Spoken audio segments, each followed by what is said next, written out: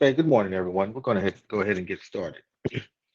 Want to say first to start off by saying welcome to Getting Help with Children's Behavior. My name is Rogelio Maxwell Jr. Just give a brief introduction of myself.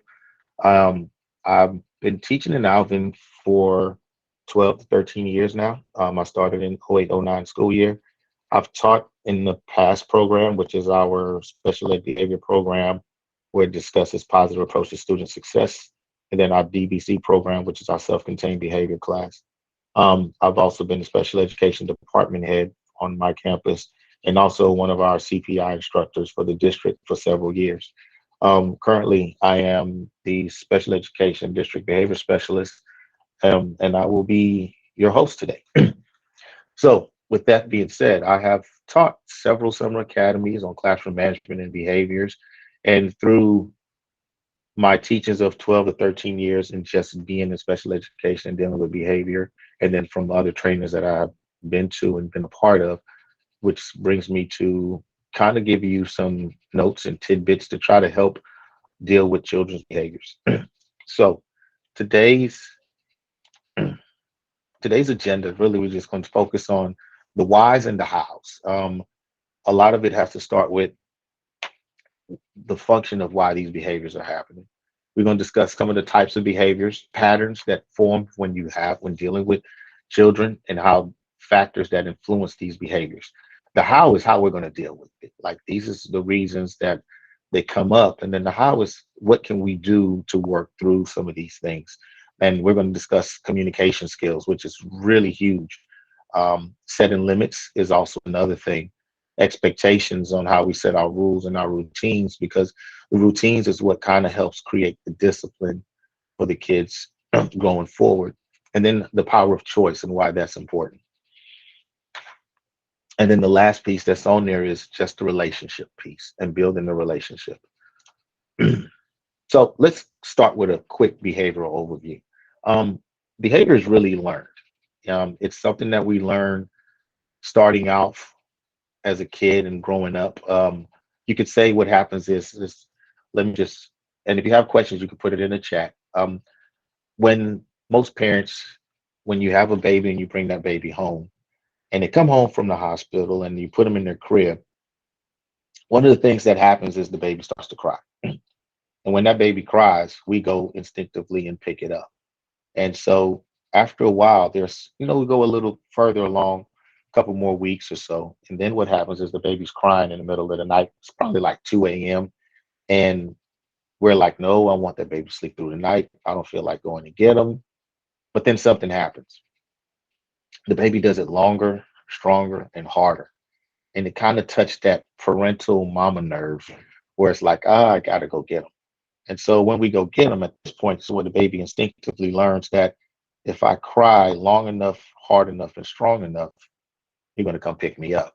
And so with that, it just kind of escalates from there. Instinctively, what would happen next is most babies, when the next phase is they start walking and crawling. And so when they're crawling, they go around and then they start touching things. And then when you look at them and you tell them not to touch something, they kind of look at you and slowly go like this to touch it to see what you're going to do. This is where we start to implement boundaries. So let me ask this question. What do you think is one of the first words? And you can put it in the chat. What do you think is one of the first words that a baby learns when they're starting to learn how to speak? I'll give you a quick second to put that in there. No, no, no, no, no, no, no. Nope, that is correct. No is the first word, and here's the thing with no. They hear it so much that that's the first word that they hear the most of. Like that's the word that's heard in growing up with babies. That is the most frequently used word, and so they pick up on that word. And so what happens is they understand no, but then they put the meaning of no based on the content of what they're doing to give it some understanding.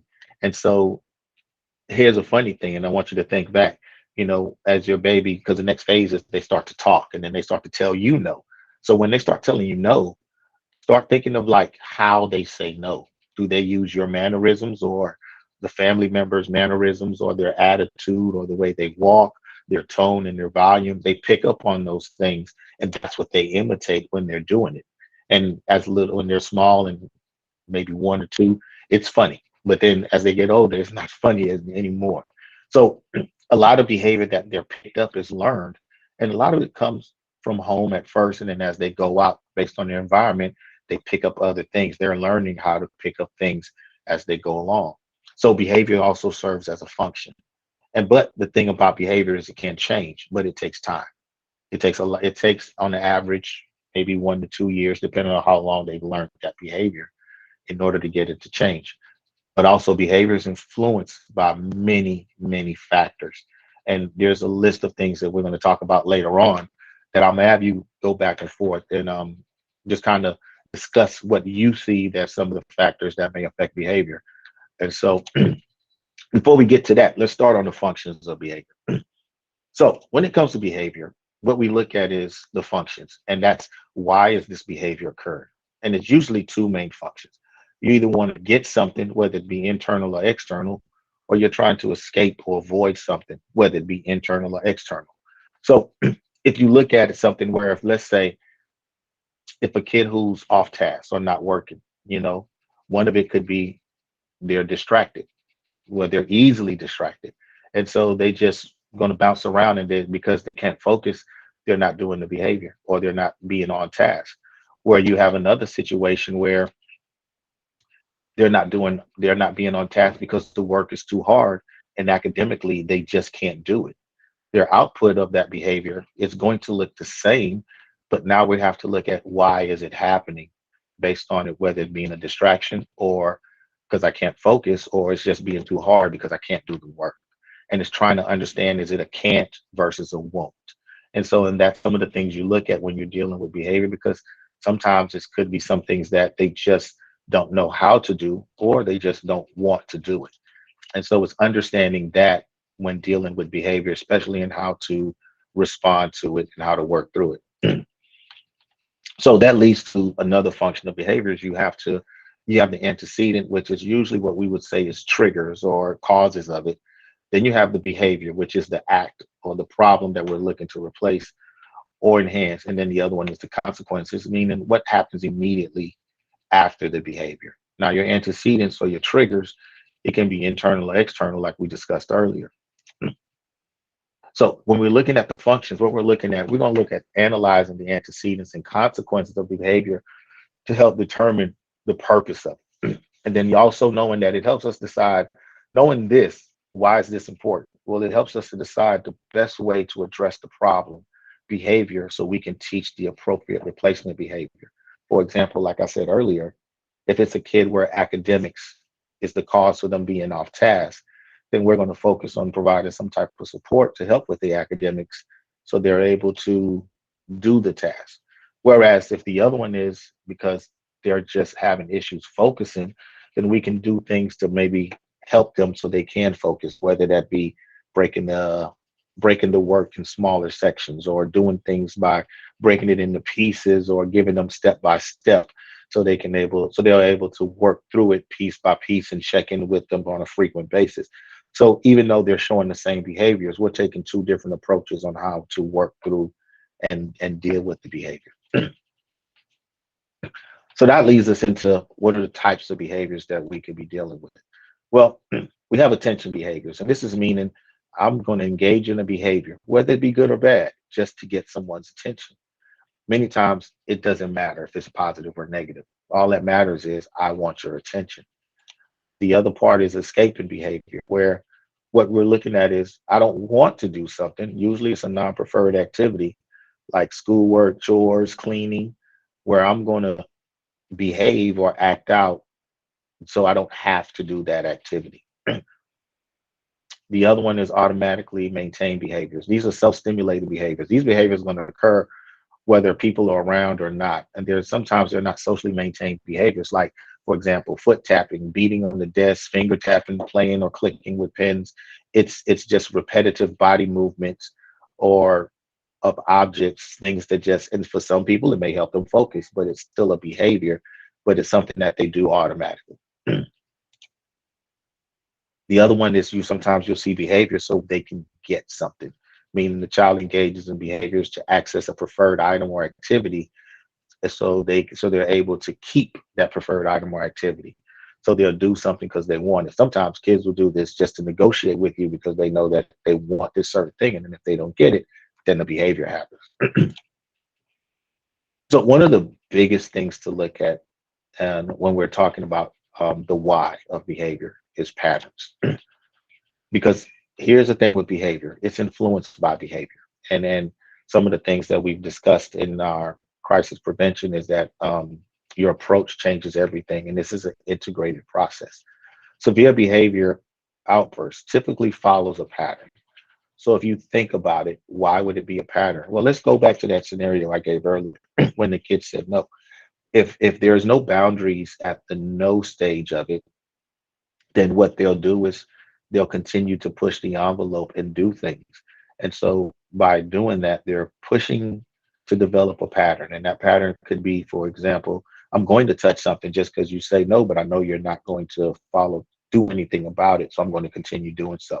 And so what that does is it lets me know that I can go so far before something happens. And by doing that, I've developed a pattern to say, you know what?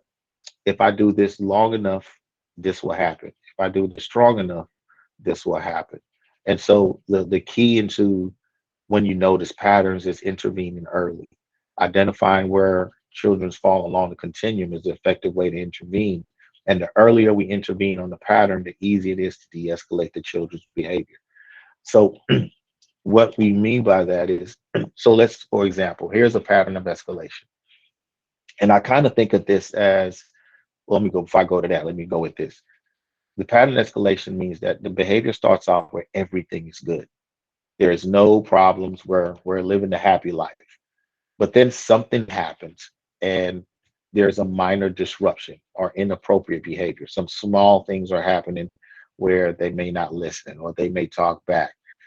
At this point, we're starting to transition. And then they go from there because nothing stops them. It goes to major disruptions where they're really challenging limits, they're non-compliant. Sometimes you get a lot of verbal aggression. At this point in the game is where sometimes you would hear people say they're flipping out or they may having meltdowns, or sometimes they'll say they're losing their mind. But this is where we go into what we call they're kind of flipping the brain, where if you think of the brain, most logic, understanding, thought process takes place on the frontal lobe,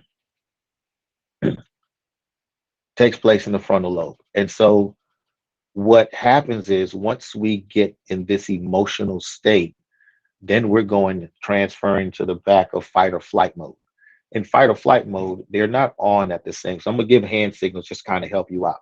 So like if this is your brain, when you flip it, there's no connections here. And so you're going into the back of fight or flight where all your emotions are.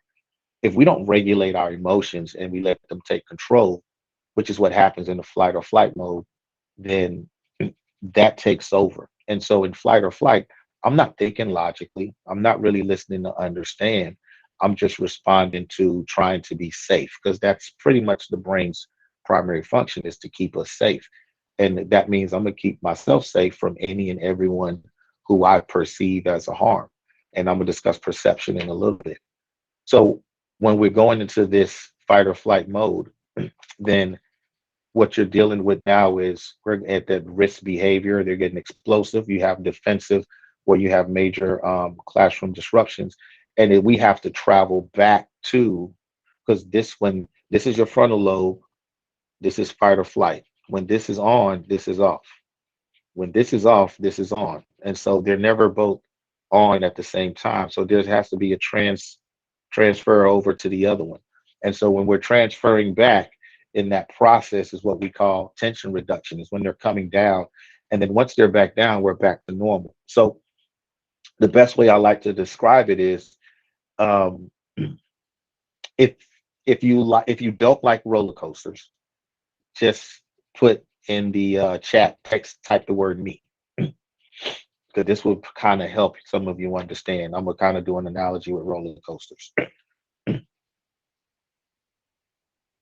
Okay, So for my people who don't like roller coasters, and for those that do, think of it this way: when we get in line to get on that roller coaster ride, and you're in line, we're all normal, and well, we're normal looking at the roller coaster line. Now we're getting ready to get in line. For those who love it, we get excited. For those who don't like it, we're starting to get anxious. Like that feeling is starting to kick in.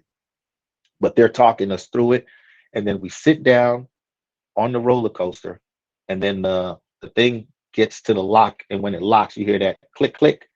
Now we're starting to really anxiety is starting to really go up. Minor things are starting to happen. We're showing a lot of nonverbal cues where body movement, tapping, looking around, probably start sweating, and then the roller coaster takes off. And then once it takes off, it hits that incline and it's getting ready to go up. And as it's going up, we're getting really defensive at this point, which is kind of like a lot of verbal things are being said, and we're looking around like, oh my gosh, oh my gosh. Then it gets to the top. And once it gets to the top, and then you look down, everything's coming out. And then it shoots down, words are flying, people are saying things. Now, for those who love the roller coaster, your hands are going up in the sky and we're screaming and we're going through all of that. And then we get to the end and we think we're over and we're right at the stopping point. And that's where we like, oh, okay, everything is fine. When dealing with behavior at that tension reduction moment, that's where we're just kind to get back into normal. Our feelings are like, oh, okay, it may be over. I think we're good now.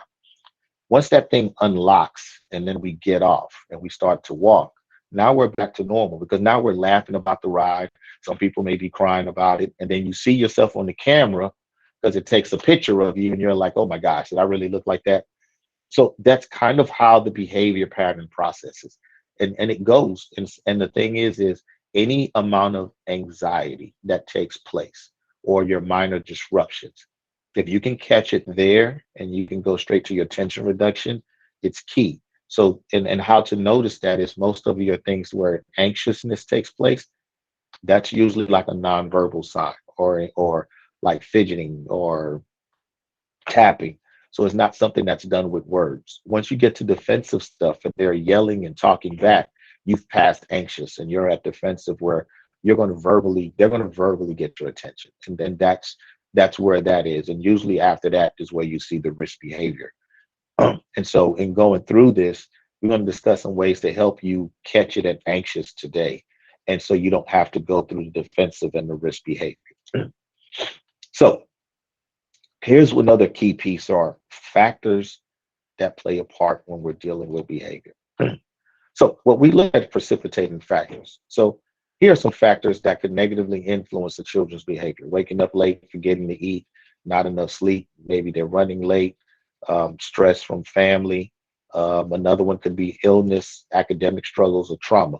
So let me ask all the participants on this Google call. What are some factors that will affect your day that may change your behavior? You can put it in the chat or affect your morning. Let me start with that. What are some things that waking up late, waking up late and not eating? Another wake up late, refusing to eat dinner, staying up late, not enough sleep, illness. That's a good one. Repeating the same morning task. Okay. No breakfast, no rest, tiredness, lack of exercise,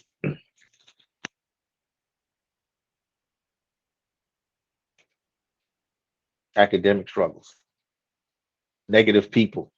Yep. So here's the thing. Once these things happen, right, you already go from normal to anxiety.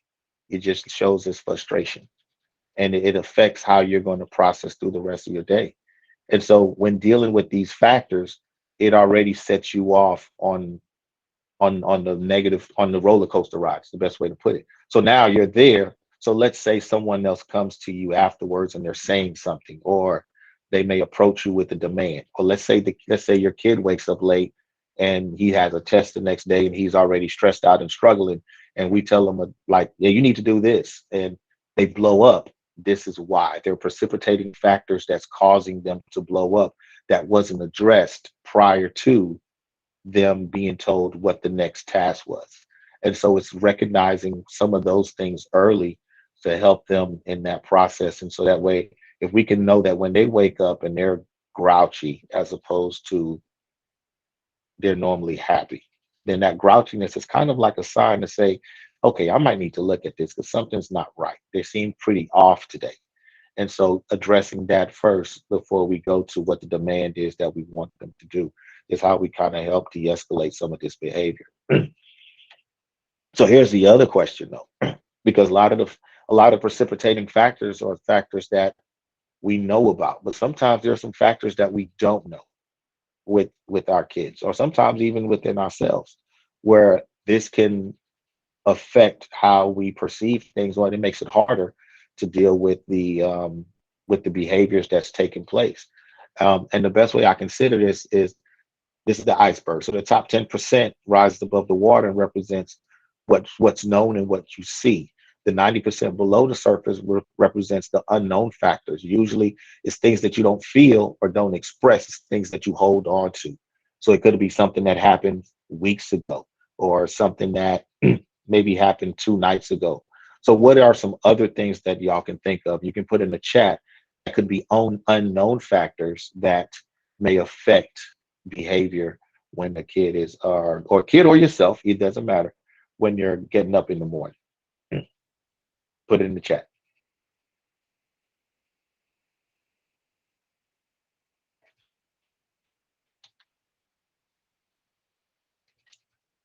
Hormonal, bullying, cliques, bullies at school, stressed about a test or bills, not wanting to go to school. And these are all good things, very true. And the thing with a lot of these are things that they're not going to say anything about. They're going to hold on to. And so how do we get them to speak about it? It's something we'll discuss a little bit later as we go through this training today, or this presentation. But keep that in mind because I do want to discuss it, because here is the beauty of everything is how we communicate. And communication is pretty much 55% body language or nonverbal. 38% of it is tone, which is what we would say is paraverbal, which is your tone, your volume, and how fast or slow you speak. And then 7% of it is just the words. So with that being said, communication is usually given and then it's perceived. And the perception is reality. And so the other part of communication is you have content and then you have emotion. Your content is pretty much your words, but your body language and your tone is all emotion. So we usually, when it comes to communication, there's more focus on the emotion than the content. For example, um, have you ever been in an argument or a discussion with your child or your significant other, and they send you a text message, and then you get mad again? Type yes or no in the chat. Yes, yes, yes, yep, yes, yes, yes. Because we focus on the emotion of it. Our emotion based on our last interaction is what's causing us to respond the way we are. And so the other part to that, to tell you that we really focus on emotion, is that when let's say your student, or I mean your student, when your child is yelling at you, or you're in an argument with your significant other and they're yelling, or they say, why don't you just calm down? That kind of makes you upset all over again. Or when they're yelling, we're focusing on the yelling as opposed to the words. We communicate by focusing most on the body language and the tone than we do the words. Sometimes in the yelling, you'll find out what's actually wrong. Because usually after yelling, we're like, well, what's wrong with you? Well, they usually said it when they were yelling. And so it's part of communicating is learning that, because like I said, when going back to earlier, we're flipping into fight or flight. I'm going to communicate based off of that emotion. And that emotion is going to show aggressive because I'm trying to protect myself. But in that emotion, I'm going to tell you what's going on, but you just have to listen for it and kind of ignore how I'm coming at you. And why that's important is it's not that we don't address the how of the yelling, but if we can focus on the words that's being said, we can come the or we can focus on the feeling. We can come back and address how it's being expressed. And does that make sense? Yes or no? Yes, yes. Okay. So what I'm saying is think of it like when someone tells you to calm down and you're mad. Most of the time you will be mad because they're not validating your feelings. They're just telling you what to do, but they can't tell you how to feel. And so really what it comes down to is communicating that, okay, let's say I'm mad about something. If I can validate your feelings and then go back and correct the action that took place in response to those feelings, then we can work on getting to a better solution quicker. So if my child is yelling, I'm gonna listen and I'm gonna say, I can see that you're upset. Like that's very evident. You're very upset. So let's figure out another way that you can tell me, communicate or tell me why you're feeling the way you're feeling. Or afterwards, I could even come back to, you're upset about this. Okay, so we're gonna talk about it, but later on, when you're back into your normal state, hey, when you was upset, why'd you yell? Like, why didn't you just tell me? Because by yelling, it kind of stops me from listening to you because now I'm focusing on the emotion, whereas I want to focus on the words that you're using. But we have to work on that for you communicate that better so we can get to a solution quicker. And so it's teaching them through that process. Because what I did say earlier is that frontal lobe development doesn't fully develop until they're in their 20s. So you have to look at from here all the way through high school, that frontal lobe is still developing. And so it's still trying to figure out how to process what things mean, how to understand stuff.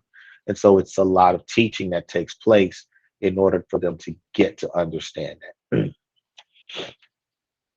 So effective communication really.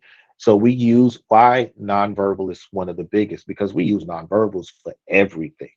You use it for proximity just by walking by somebody. We may tap on the desk to get someone's attention. I know most parents will give their kids the look and they know exactly what that means. Um, and so just think of the nonverbals that we use, but also, kids use because they're modeling what we do. They use nonverbals as well. They just sometimes don't really understand the full meaning of it. And so looking for the nonverbals, looking for the patterns in their nonverbals to kind of see what's going on is one step that you could use to help you try to figure out what's going on and what's happening. You may have a kid that taps on his desk. That may be how he studies. He's just steadily tapping along. It may not, and we may tell him to stop, but not realizing that the tapping is what helps him to study. It kind of helps them focus. Or they may do this when they get upset all the time and just complain about something but never do anything. But then later on you see him walking around the house going like this. You're like, okay, I know he's upset about something. I just got to figure out what it is. And so it's looking at that as the nonverbal warning signs to say, okay, this is a signal that he's giving off. I need to chime in now because he's at that anxious stage before he gets to defensive. The other part of communication is when dealing with a your kid in crisis or a person in crisis. This is something that tends to happen is we tend to sometimes you match energies, which is what you want to do. You don't want to do that. You want to do the opposite of that. So if someone is mad, it's easier to address them in a calm, firm, soft voice than it is in a loud, challenging voice. So one of the things that said is if you're demanding compliance over and over and over, especially through your volume and your tone, meaning that you're getting louder and you're getting stronger and you're being more firm and trying to stand your ground, then you put the child in a position where they have to save face.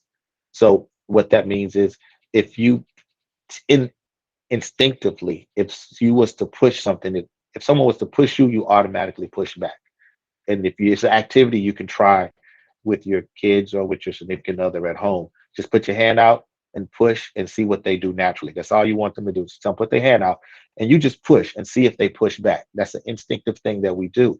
And so it happens when we get into verbal confrontations. And so what you want to do to help de-escalate that situation is talking in a soft, low voice. Because if you whisper, they have to calm down in order to hear what you're saying. And the softer you get, the softer they get. So that's something for you to try. Let me know if it worked. The other part of communication is I statements, and you want to always be sure to use choices that you like and that you prefer, not something that you can, like an ultimatum. You don't want to give ultimatums because most kids will pick what they know you don't want to do just to see if you would follow through with it. So you don't want to give a choice that does not match your value system, and you don't want to give a choice when danger is involved. You definitely don't want to give a choice unless you're willing to decide for the kid within 10 seconds. So how you deliver your I statements is going to be very important. Meaning, I need you to either sit down, or you can sit over here, or I need you to go sit over there. Or would you rather do this now, or we can do this later? What you think would be best for you if you did this right now, like if you wash the dishes now, or you think it'd be better if you wash the dishes later on tonight, but you may lose part of your TV time. And you can deliver it with a smile, because what you want to do is, the whole thing is, you want to teach kids how to make decisions. So let me go back a little bit. um let me say, I'm gonna start a phrase and I want y'all to finish it off in the chat. When you was a kid and you went outside to play, you had to be inside by when? Put it in the chat.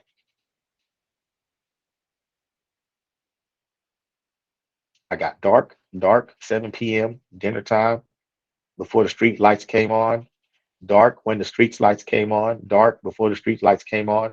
So here's the thing. Growing up, a lot of us would play outside. And when we played outside, we would play kickball. What we play kickball, all kind of sports. So when playing in those sports, we had to do some, and if you agree, just type you agree. When we was outside playing those sports, did we have to do some conflict resolution playing with our friends? Okay, that's the first one. The second one is, did we have to learn how to get along and read face and body language? So, so these are things that we did as kids outside playing.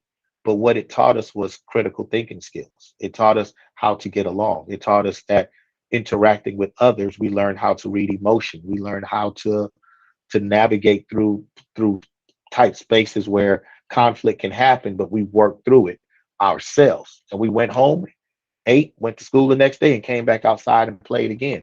We also learned how things that we do affects others. So nowadays, because a lot of kids don't play outside anymore, or they don't have that sense of community of playing outside in the streets, then they come home, and some kids play video games a lot, some kids don't, but they're inside more than they are outside. And so they're missing that piece of critical thinking that we got at early ages from playing outside. They're now getting it later on in life through school, or through sports, that they play sports or extracurricular activities when they're out there. So the missing, with that being a missing piece, also influences how they make decisions. The other thing that plays a factor is how social media has flooded them with tons of information that we didn't have, or as adults didn't have growing up. You only knew what was going on in your community, and based off whatever the news told you.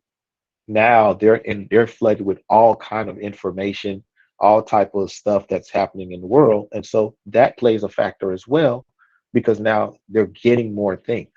And so, but what they're missing on, like video games, is, I'm if I play a video game and something happens, you just hit reset, but it doesn't show you how it affects other people. And that's one of the things that's happening now, is kids don't know that things that they're doing are affecting others, or how it affects others. And so that's also something, when talking to kids and after you're working through things, how did this affect me, or how did it affect your brother, how did it affect your sister? Because they don't see that until it's brought to their attention. So With this, when we're affecting effective communication, you really want to validate and acknowledge the feelings. It doesn't mean I'm not agreeing with what you're saying, but I'm gonna validate your feelings and reteach the action. And so when dealing with this is take the emotion out and focus on the content. That's a key piece. If you're not sure, and go back to like I said earlier, when you had someone that you was upset with and they're yelling, if we was to focus on the words to understand what was being said, then you probably understand why they were upset. Once you figure out why they were upset, we can go back and focus on how they communicated that to you. And that's the best way to de-escalate it, because what I'm doing first is I'm focusing on the validation of your feelings. Secondly, we're going to focus on the action or reteach the action so we can set the tone of how to do that better going forward. Because when you're dealing with behavior, you have to teach it in the moment. It's not something where you're going to fix it right then and there, but it's going to take time in reteaching it. So by focus on the feelings first, you can come back and reteach how you want them to do it. But the main piece of it is the expression of what's going on, and they have to feel comfortable. And by reteaching it, it allows them that opportunity to feel comfortable in saying what they want to say. But we're just showing them how. So the other part to this is when it comes to setting limits. When setting limits with kids, you have to remember a couple of things. You want it to be simple and clear, something that you can reinforce, something that's reasonable, and you have to do it consistently. The consistency is what's going to help them understand that this is the boundary. So, and I said this earlier, if you're willing to ask for compliance 12 times, expect to have to give the directions 12 times. Mean what you say and say what you mean. Have a plan for non-compliance when it comes to your rules or your expectations. A lot of times kids don't really understand the expectations, or they understand it based on their train of thought. And so when setting limits and expectations, you want to make sure that's something that you do consistently day in and day out. So for example, if you say, come here, or if you don't listen, I will send you to your room, then they're going to know that nothing is going, if they did something, they just going to go to their room. If they do anything, they're just going to go to their room. And so you can kind of set levels to that. And in setting levels, based off of the first time you go to the room, second time, this may happen, third time, that may happen. You kind of set that up in your expectations of what you want, because that's what they're going to follow. So here's another thing that you can try. It's the if then rule. The if then rule kind of defines what you want the child to do and what the child will earn if the activity is completed appropriately. So if the action that you want to see, then you may their preferred activity for 10 minutes. That's a time limit. You always want to put a time limit on there. So that kind of gives you, so if you wash the dishes, then you can sit on your phone for 10 minutes. It's a good example of it. When we're talking about increasing compliance, there's some other things to take. You want to recommend precision request sequence, meaning please is the request. You start with please, keep it positive, and you want to give some wait time, 3 to 5 seconds. If the child complies, you reinforce that behavior. Now, here's something that I really want to say is the more positive we approach something, the better it is, because there's something in our brain between the words don't that causes us to do. So if someone says to don't look, we tend to try to look to see what's going on. If they say don't talk, we tend to talk. What you bring attention to is what you end up focusing on. And so what we want to focus on is what we want them to do instead. So, and when we're redirecting or when we're trying to get them to do something, we want to say what we want to have happen, what we want them to do, and then reinforce that. Because there's a lot of times the reinforcement comes when they don't do something. We give a lot of high energy, and we give low energy when they do it. Flip it. Give high energy when they do something. When they don't do it, you give low energy and you just give whatever the consequences are for that situation. Like I said earlier, you take the emotion out, but you give all the emotion when they do what you want them to do. especially if they do it the first time or the second time. The other thing too is the child doesn't reply, then you need to repeat the request and you give wait time. Why wait time? Well, wait time allows process, and processing sometimes takes time, especially when you're upset. If you think back to when I asked earlier, when you're upset, if you are upset, do you want someone telling you things right away over and over and over? Most of it probably will be a no. You need wait time. As adults, we need wait time to say, you know what, I need time to think about this. I- But in that time that we're thinking, the other thing that's happening is we're calming down. We're traveling back from that fight or flight to the frontal lobe of our brain, which helps to allow us to think, really think and understand, is this right? Am I making the right choice? Am I making a bad choice? And so this is kind of outlining that process. After a couple of times, if they still don't comply, then we're looking at applying a design negative consequence.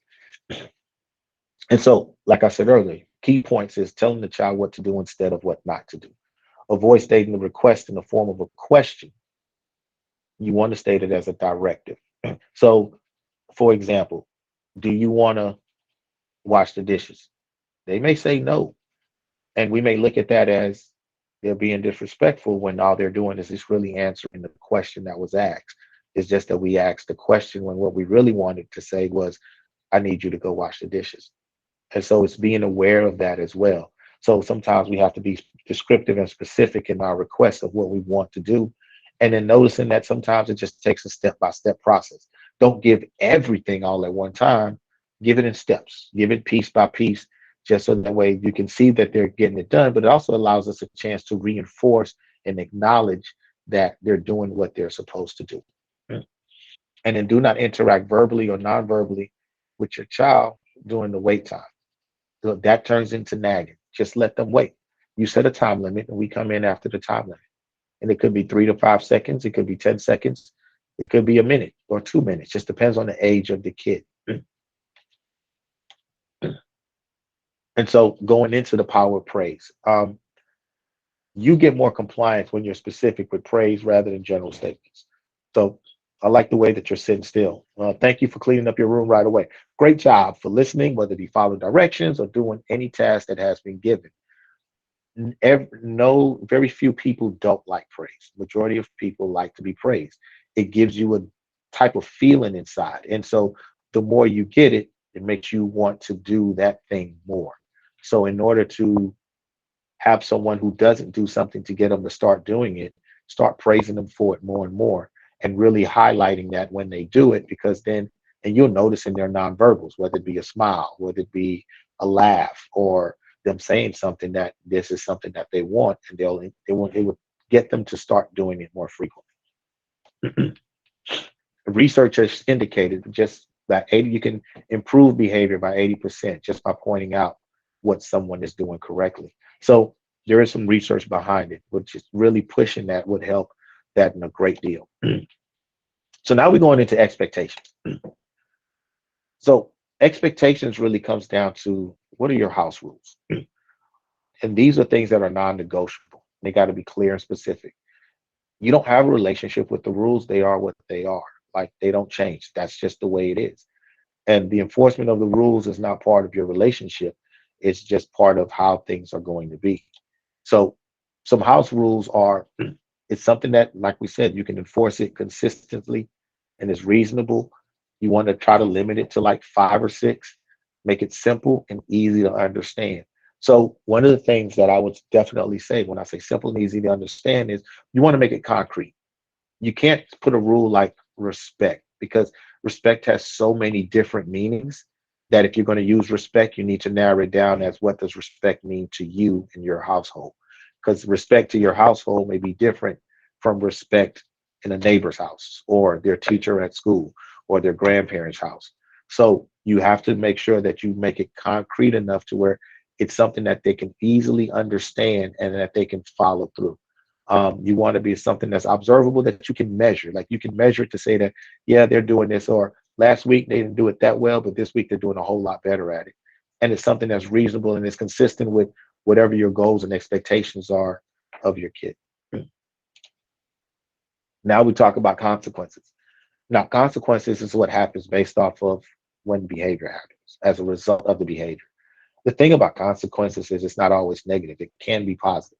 One of the things that we used to tell the kids in our program was, you can have a negative consequence or a positive consequence based off of the choice that you make. So if you do good things, you get positive consequences. You do bad things, you get negative consequence. But all your consequences should be reasonable and logical. It should be clearly connected to your child's behavior and their choices. And it'd be something that you can consistently implement because that's going to be the key. It has to be clearly communicated and directly discussed after they calm down. You don't want to discuss it when they're heated up. It's something that we discuss when they calm down. Remember, like we said earlier, you want to wait till they're off the roller coaster ride and they're looking at their photos when we start discussing consequences. Now, how it's delivered is going to be key as well. So, like I said earlier, your positive consequence, you want to give it high rate, high energy. You want to really, it's like it's their birthday. Negative consequence, you just want it to be calm and a matter of fact. Take the emotion out. You just give just so they can focus on the words. Because if you put emotion behind it, just like when we have someone yelling, we're going to focus on the emotion and not really listen to the words. So, positive and negative consequences, effective consequences are predetermined and clearly communicated. You want it to directly teach the student. That's the point of it.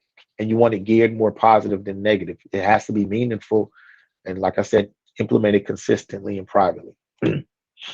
And you can plan for it if you have to. Sometimes it's best to plan for it based off the patterns of behavior. And you want to make it appropriate when there's an immediate change of behavior, when you want to restore the order or get them back to normal without making the situation a major issue. And sometimes it just needs to be pre-planned to save us from ourselves. I mean, because we may over consequence something and keep throwing the book at them and take everything away. They have nothing left in there, so it's nothing to for them to look forward to. And so it's planning that out and working through that. The other thing you put in is the power of choice. When it comes to choice, it's wise choice because choice gives them a way to learn how to think critical.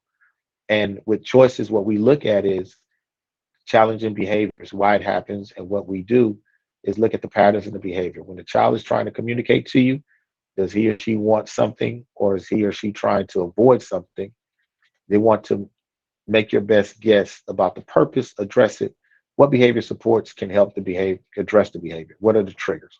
Is there something to prevent it? Is there a skill that needs to be taught? Like these are additional questions you can ask before we go into the choice that we're making for the kid.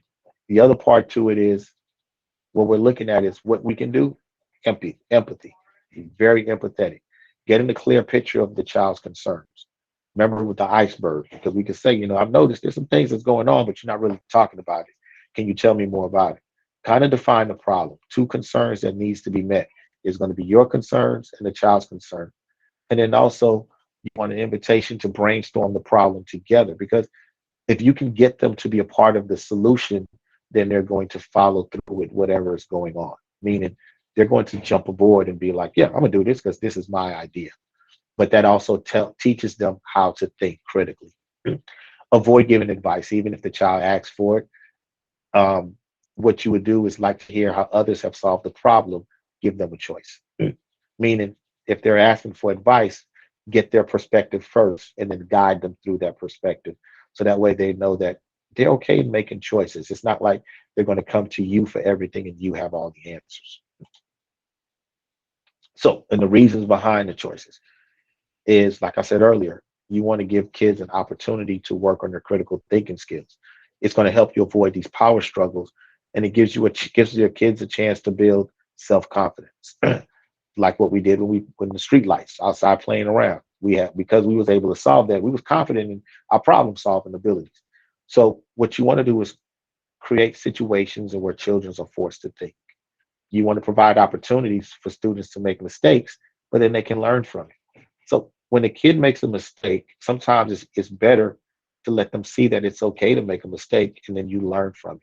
Because then once they know that it's okay to make mistakes, they get out of the idea of trying to be perfect. Because sometimes they see, as small kids, they see parents as perfect. As they get older, they see all the flaws that you do. but learning how to fix it is going to be the key. And once they learn how to fix it, it helps you to create and avoid battles that you would have with your kid.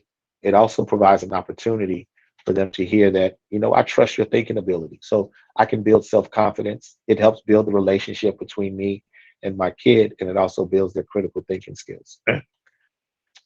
Why guide them to solve their own problems? It teaches them to be responsible. It gives them opportunity to make good decisions. It lets consequences be the bad guy, and parents are viewed as the helpers, not judges, which improves the parent-child relationship. And it also gives children the dignity and self-respect to remain when they can choose the best solution. So, in closing, a lot of it comes down to prevention, prevention, prevention. And prevention is catching it at the nonverbal. It's also catching it and building relationships and seeing the patterns. It's knowing that it could be something they're either trying to get something or avoid something. And sometimes there could be factors that we don't know about that we may have to look into. And then with those factors, like we said, it could be bullying and it could be cyberbullying. It could be things that we may not have experienced coming growing up as a kid. So getting their input and then making them feel safe to share that helps a lot. Develop a plan and be consistent. Remain calm. Just because they're yelling, don't take it personally. It's just that you're the person that just kind of popped the top. Sometimes they yell at the person who they feel the safest or the close relationship with, meaning that they're probably yelling at you because you're the safest person to them as opposed to anybody else. But just don't take that personally. It's just listen for the words and put the emotion aside so you can try to get to the root of the problem. And don't go through it alone if it's too much. Remember, we're being their frontal lobe at these points, and so we're teaching them how to bring them back. And so it's a team approach, and with their help, and just be proactive. It's a lot easier.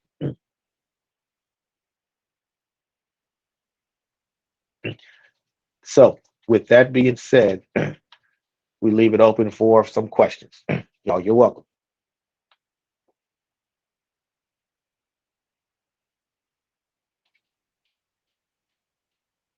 Okay, going through some of the questions. Okay, this some of these trainings are shared with administrators and some of the most of our special ed teachers have had some of these trainings. We're working on our gen ed teachers to training them as well. You're welcome. You're welcome. Glad this was helpful. Today's goal was just really for you to leave out of here with something more than you came in with. So I hope that I was able to do that.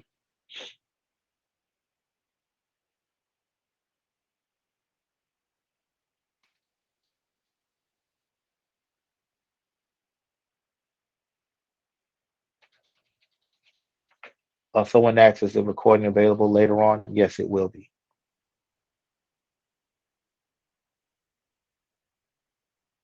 Welcome. The presentation will be being shared.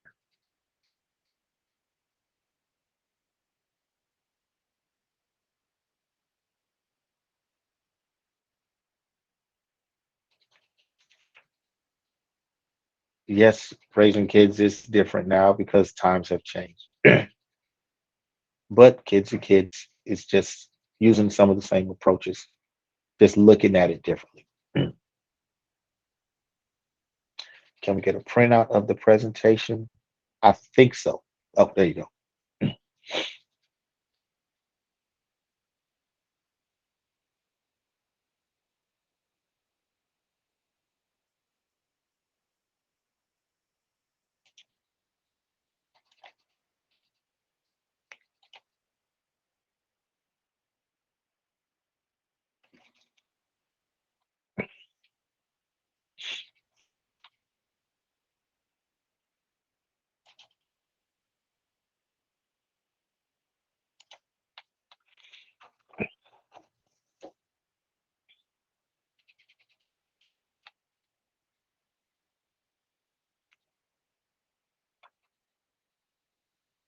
Well, if anyone didn't have any more questions before we log off. Oh, there's a question. How does chatting and gaming with friends online affect behavior? Couple of ways. This is to Noel. Okay, a couple of ways. When you're chatting and gaming online, think of it as hanging out with a group of people and you're really not sure. So you're not really, you can say things in English, but if you're not seeing what they look like, you may take on different meanings of it. And the meaning is perceived as opposed to what you think you're saying. And so with that, if I'm online and I'm playing something with someone and they may say certain things, they may mean something different from it based on how I'm hearing it. I may take it a different way. If I'm not watching it and based on the game, it may be a aggressive game. Like I know one of the games a lot of kids play is Call of Duty, which is a lot of shooting and it's military stuff, and it's so that may cause interest in guns, but it also may cause more aggression. And because based on the age of the kid, I may not realize that this is just a game, but I'm playing it and I shouldn't be playing it at this level at this point. So it's being able to monitor that and watch it because you'll notice a change in behavior from the games, especially after prolonged use of playing. I hope that answers your question.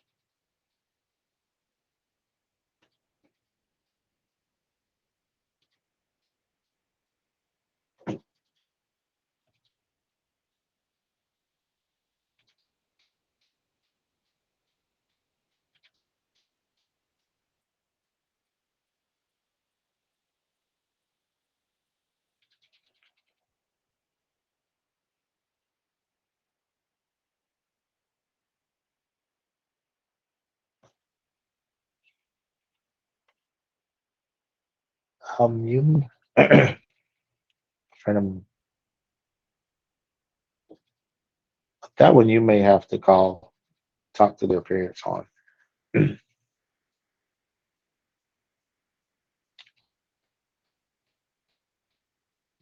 Oh, yay. Thank you, Catherine. That's great news.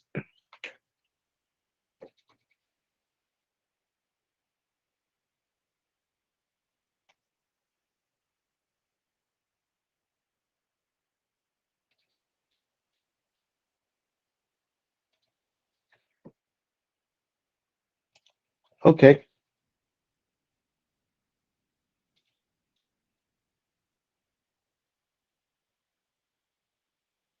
Okay. Well, that's all we have for today. Thank you, everyone, for logging on. And you should be able to get this presentation um, on the parent channel. I'll see everyone later. All right. Bye bye.